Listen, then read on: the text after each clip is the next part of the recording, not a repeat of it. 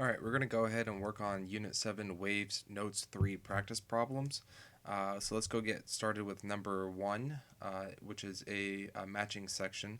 Number 1, in the space provided, write the letter of the term uh, or phrase that best matches each description. So let's take a look at the first one. The combination of two or more waves that results in a single wave. Well, you should remember that as being an interference. So whether it's constructive or destructive interference is more specific, and I believe those will be answers later. So the combination of two or more waves that results in a single wave, that is interference, right? So we're going to put the letter I there.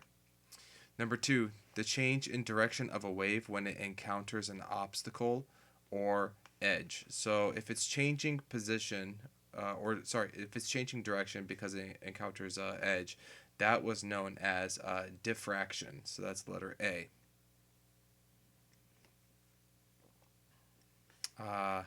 Number 3, interference that decreases amplitude. So this is a specific type of interference, and if it decreases amplitude, that is going to be destructive interference. So that's the letter F right there.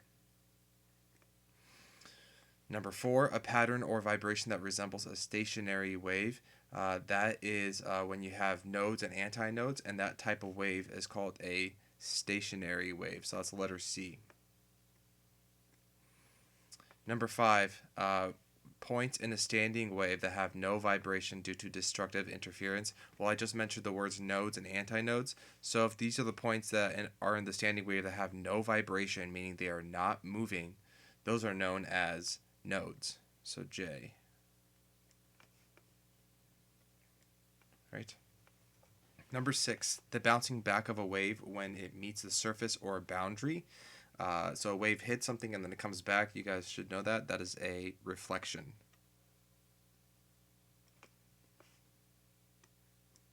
Number 7, interference that increases amplitude. So it's the opposite of number 3 where it decreased amplitude. So this is going to be constructive interference. Letter E. Number 8, sounds produced by the interference of sound waves that are used to tune piano strings. Well, that is either going to be refraction, principle of superposition, or beats. So in this case, in terms of like a tuner or tuning any instruments, it's detecting if there are any beats around there. So this is going to be letter H. So the sounds produced by interference of waves that are used to tune piano strings, that is beats. And then number 9, the bending of waves as they pass from one medium to another, that is going to be either refraction or principles of superposition. In our case, that is refraction. That's referencing the notes there. So you can see here that G, the principle of superposition, was not used in this scenario. Continuing on to number 2, I'm actually going to use the typing tool for this. So I can set my slate aside. It says, you are standing on a street corner and you hear a fire truck approaching. As the fire truck gets closer to you, does the pitch of the siren increase, decrease, or stay constant? So you're standing still and the fire truck is coming closer to you. It hasn't passed you yet.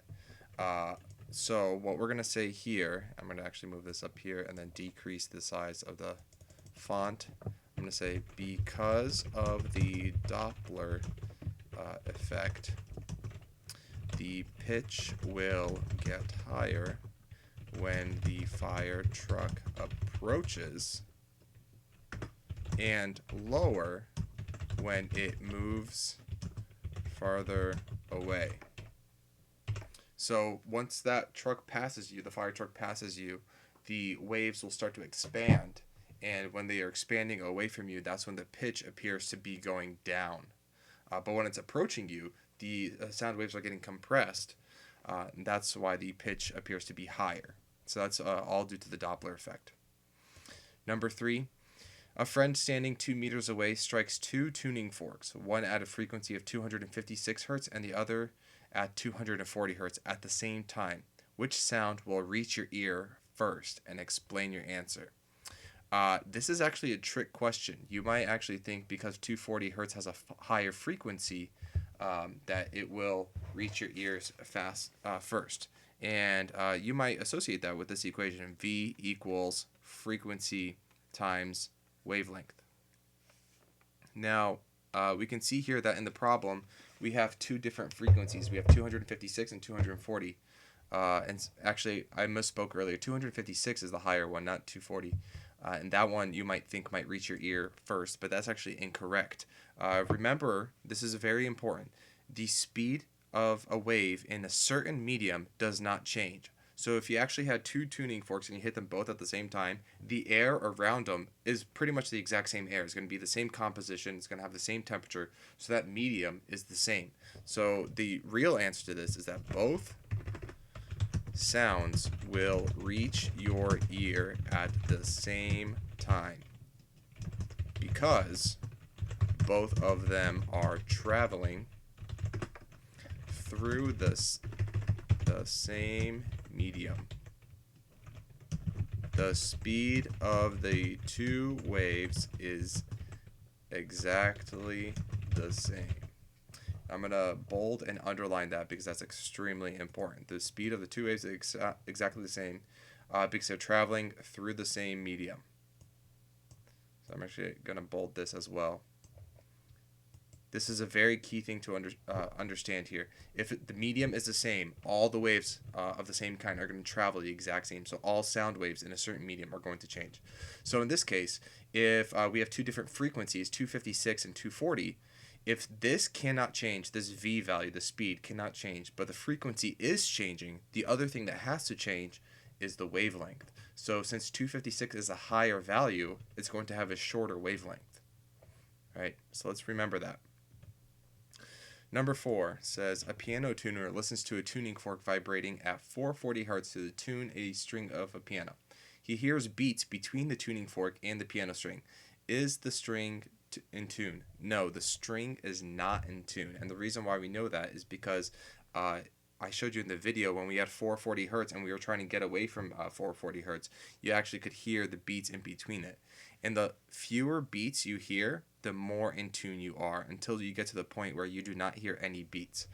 So the answer that I'm going to put here, I'm going to undo, bold, and underline. I'm going to say no, the string is not tuned because the beats he hears are the interference of two different sound waves. One produced by the tuning fork and another coming from the piano string. The string will be tuned when there are no beats. So if the tuner tunes a tuning fork, and the tuning fork is playing exactly at 440 Hz, and he also hits the key on the piano and he hears absolutely no beats, then he knows that string is in tune and they're actually the same frequency. All right, so moving on to number 5.